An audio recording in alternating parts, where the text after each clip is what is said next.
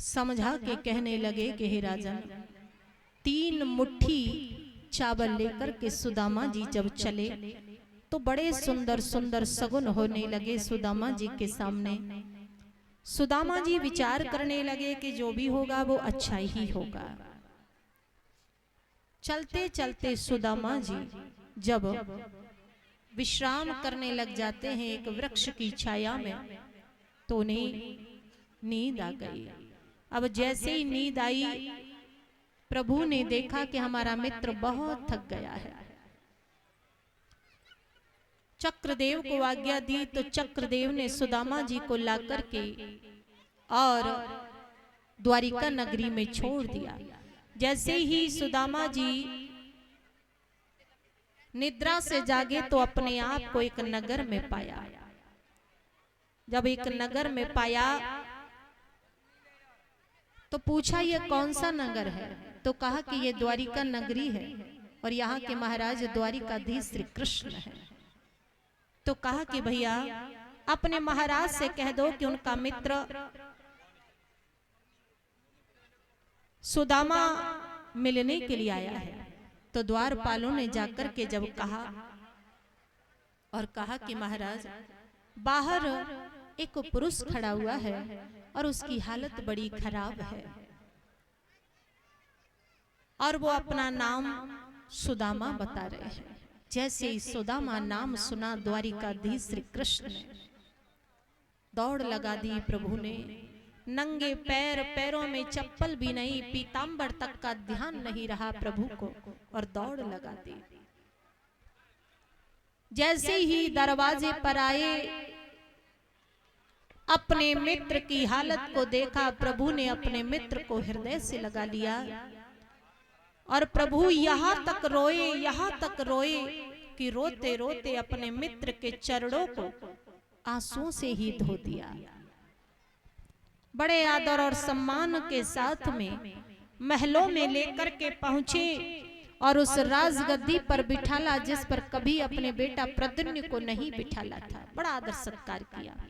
भोजन करने के पश्चात दोनों मित्र एक साथ बैठे तो श्याम ने कहा कि भैया हमें ये बताइए कि हमारी भाभी ने हमारे लिए कछु भेजो है कि ना। तो सुदामा जी बोले कि का भेजती, हमारी गरीबाई की हालत तो देख ही रहे हो। तो श्याम ने कहा कि भैया जा झूठ की वजह से तुम्हारा जो हाल है और वो ही तुम फिर बोलवे जा रहे हो। इस प्रकार से कहा और जो चावल की पोटली दवा रखी थी वो निकाल ली।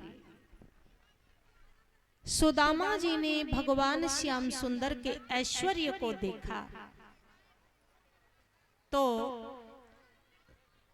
उन्हें लगा कि यहाँ इन चावलों की टूटे हुए टुकड़ों की कोई कीमत नहीं है। लेकिन प्रभु यह बताना चाह रहे थे सुदामा जी को कि सारे संसार का ऐश्वर्य एक तरफ और तुम्हारे चावल एक तरफ। प्रभु ने वो चावल की पोटली जो दवा रखी थी वो निकाल ली और चावना प्रारंभ किए। अब जैसे ही चावना प्रारंभ किए तो एक मुट्ठी चावल चावने के पश्चात और दूसरी मुट्ठी चावल चावने के लिए जैसे ही चले तो रुक्मणी जी ने हाथ पकड़ लिया। जब रुक्मणी जी ने हाथ पकड़ लिया लेकिन सुदामा जी कुछ नहीं समझ पाए। कुछ दिन रुकने के पश्चात सुदामा जी ने कहा कि भैया अब तो हम घर वापस जाएंगे। कि नहीं भैया कुछ और रुक जाते। कहा नहीं। इस प्रकार से कहा